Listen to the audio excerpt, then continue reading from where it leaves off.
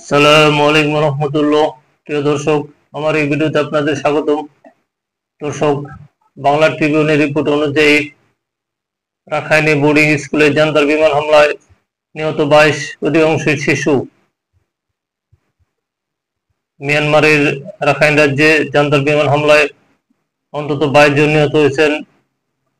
নিহতদের মধ্যে অধিকাংশই স্কুল শিশু। স্থানীয় সংবাদ মাধ্যম ও বাসিন্দারা জানিয়েছেন, শুক্রবার রাত 1টার দিকে কেওপাতাও টাউনশিপের থায়াত তাবিন গ্রামে হামলা চালানো হয়। মিয়ানমার বিষয়ক সংবাদ মাধ্যম ইরাবতী খবর জানিয়েছে। সশস্ত্র গোষ্ঠী আরাকান আর্মি বলেছে, দুটি 515 জনের বোমা স্থানীয় একটি বেসরকারি বোর্ডিং স্কুল, পিন্নাপানখিন উচ্চ বিদ্যালয় এবং আশেপাশের এলাকায় নিক্ষেপ করা হয়।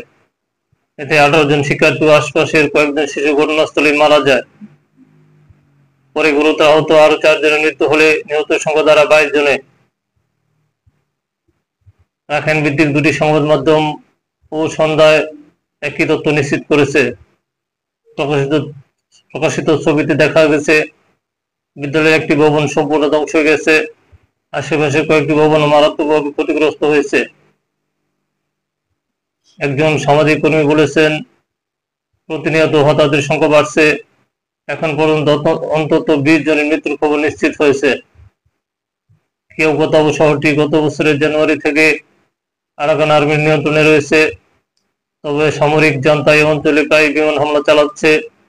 এতে বেসরকারি মানুষের প্রাণহানি ক্রমেই বাড়ছে। দর্শক, ভালো থাকবেন। আল্লাহ হাফেজ।